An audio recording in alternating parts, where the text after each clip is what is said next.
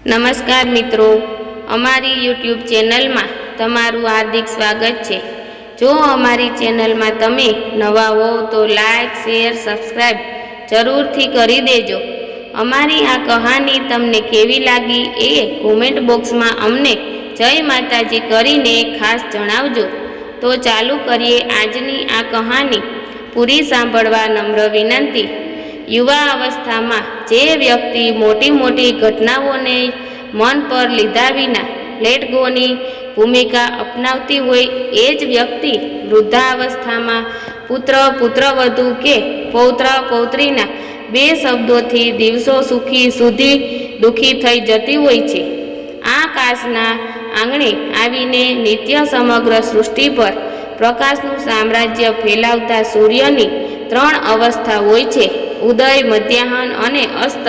જેમ સૂર્યની આ ત્રણ અવસ્થા હોય છે એમ દરેક વ્યક્તિના જીવનની પણ ત્રણ અવસ્થા હોય છે, બાલ, યુવાન અને વૃદ્ધ। સૂર્યની ત્રણ પૈકીની પ્રથમ ઉદયાવસ્થા એના ઉજ્જવલ ભાવિકનું પ્રતીક છે, કેમ કે એ પછી એનો પ્રભાવ પ્રતાપ વધુ ને વધુ જામતો જાય છે। મધ્યાવસ્થા સૂર્યના ઉજ્જવલ વર્તમાનનું પ્રતીક હોય છે, કેમ કે એ સમયે એનો પ્રભાવ પ્રતાપ પૂરેપૂરો જામ્યો હોય છે। જ્યારે અસ્તાવસ્થા એના ઉજ્જવલ ભૂતકાળનું પ્રતીક છે, કેમ કે એ સમયે પ્રભાવ પ્રતાપ ભૂતકાળ થવા જવા સિવાય કોઈ શેષ રહેતો નથી। થોડી ક્ષણ પછી તો એની હાજરી પણ નામશેષ થઈ જતી હોય છે। બસ વ્યક્તિના જીવનની ત્રણ અવસ્થાઓ પણ આ સૂર્ય જેવી જ હોય છે। વ્યક્તિની બાલ્યાવસ્થા એના ઉજ્જવલ ભાવિકનું પ્રતીક છે, કેમ કે ત્યારે શરીર શક્તિ, બુદ્ધિ શક્તિ, કાર્યશક્તિ વગેરે દ્રષ્ટિએ વિકાસ પામતી હોય છે। વ્યક્તિની યુવાની એના ઉજ્જવલ વર્તમાનનું પ્રતીક છે, કેમ કે ત્યારે એ શરીર શક્તિ વગેરે વિવિધ દ્રષ્ટિએ પૂર્ણ વિકાસ પામી હોય છે। જ્યારે વૃદ્ધાવસ્થા વ્યક્તિના ઉજ્જવલ ભૂતકાળનું પ્રતીક છે, કેમ કે ત્યારે એની શરીર શક્તિ આદિ વિવિધ વિશેષતાઓ ક્રમશ હીન થતી હોય છે અને થોડા સમય બાદ એ સ્વયં નામશેષ પણ થઈ જતી હોય છે। અમે માનીએ છીએ કે વૃદ્ધાવસ્થા સાથે માત્ર આ ત્રણ ફરિયાદ વલણ જ જોડાય છે, એવું નથી। એથી આગળ એની સાથે 6 મુશ્કેલીઓ, 6 અભિશાપ જોડાયેલા છે। આ નક્કર વાસ્તવિકતા છે અને એથી અધિક નક વાસ્તવિકતા એ છે કે વ્યક્તિ ધારે તો વૃદ્ધાવસ્થામાં 6 આશીર્વાદ સમી બાબતો પણ અવશ્ય આત્મસાત કરી શકે છે।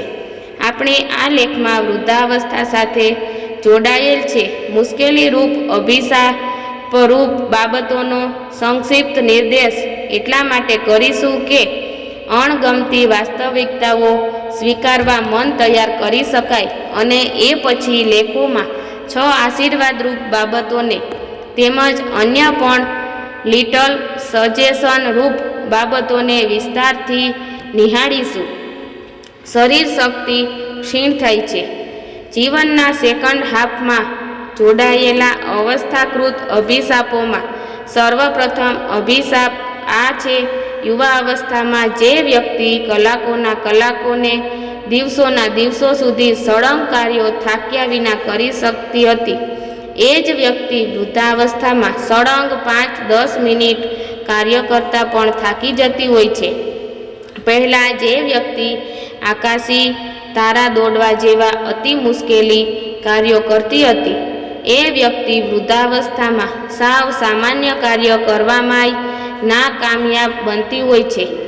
ઉંબરા બન્યા ડુંગરા જેવી કહેવતો એના માટે સાર્થક બની જતી હોય છે, કારણ કે છે શરીર શક્તિની ક્ષીણતા।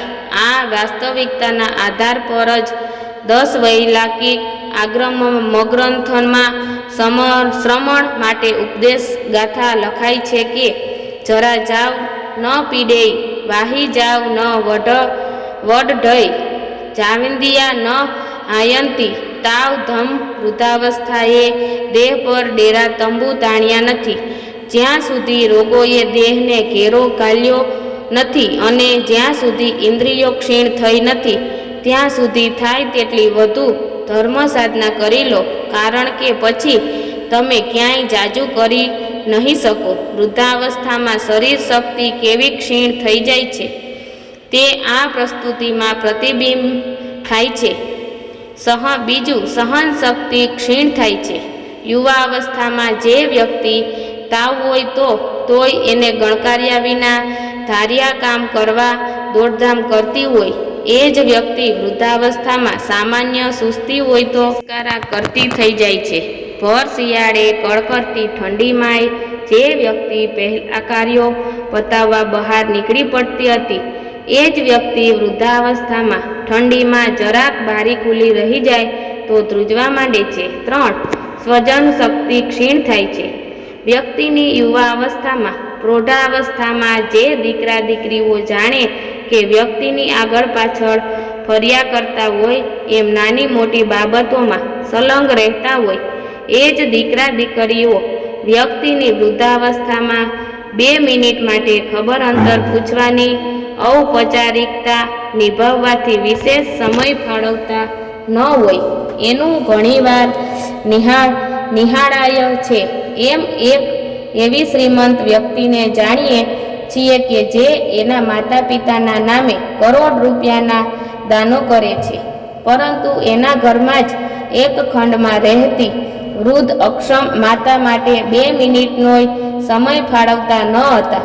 24 કલાકની બાઈ સેવા માટે રાખીને એ બહાર પરિચિતોને કહેતા હતા કે મેં બા માટે બધી વ્યવસ્થા પરફેક્ટ રાખી છે.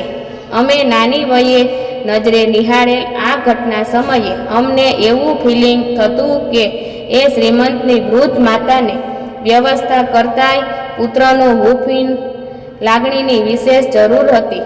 પુત્ર ફળાવેલ 10-15 મિનિટનો સમય વૃદ્ધ માતાના મનને આનંદથી ભરી દેત, પણ એવું કદી બન્યું નહીં. કેટલીક વાર સ્વજનો દૂર થઈ જાય એનું એક કારણ સંપત્તિનો ભાગ હોય છે. વૃદ્ધ માતા પિતાએ દીકરીનો ભાગ ન ગણ્યો હોય કે 2માંથી 1 દીકરાને પોતાના ભાગે ઓછું આપ્યાની લાગણી હોય, ત્યારે એ માતા પિતાની અળગા રહે, અબોલા રાખે. આવા કોઈ પણ કારણે વૃદ્ધાવસ્થામાં સ્વજન શક્તિ, સ્વજનોની લાગણી ક્ષીણ થતી હોય છે. 4. સત્તા શક્તિ ક્ષીણ થાય છે. યુવા અવસ્થામાં માતા પિતાનો દબદબો ઘરમાં એવો હોય કે સંતાનોને માતા પિતાની વાત સામાન્ય માનવી પડે. દીકરાને નવો મોબાઈલ લેવાની ચાહે તેવી ઈચ્છા હોય તો પણ પપ્પાની રજા વિના એ કાંઈ ન કરી શકે.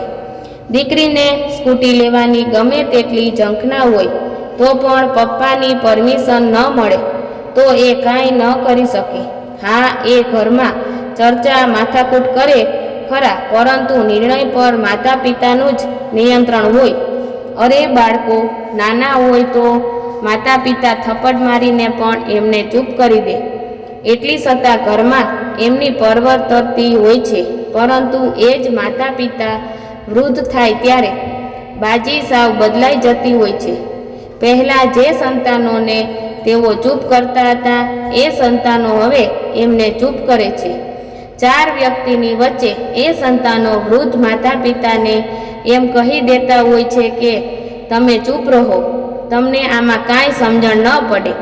ઘરમાં આવેલ મહેમાનો મળવા વૃદ્ધ માતા પિતા પણ જો સહૂતની સાથે આવીને બેસે તો યુવાન દીકરો એમને કહે કે તમારા મોંમાંથી સતત લાળ ટપકે છે, તમારા રૂમમાં જ બેસો. સંતાન જો અવિવેક હોય તો આવા ઉચ્ચારણો અવશ્ય જોવા મળે. કદાચ સંતાનો થોડા વિવેક હોય તો શબ્દો બદલાય, પરંતુ સત્તા શક્તિ તો એમની જ રહે. 5. સમજ શક્તિ ક્ષીણ થાય છે. વૃદ્ધાવસ્થામાં વ્યક્તિના ગમા અણગમા પ્રતીકો, આગ્રહો સામાન્યપણે વધુ તીવ્ર થઈ જતા હોય છે. વૃદ્ધ માતા પિતા કોઈ બાબતે આગ્રહી બંને અને સંતાનો એનાથી થનાર નુકસાનનો સમજાવે તોય એ સમજાવવા તૈયાર ન થાય. મારે આમ જ કરવું છે નો આગ્રહ બળવત્તર રાખે.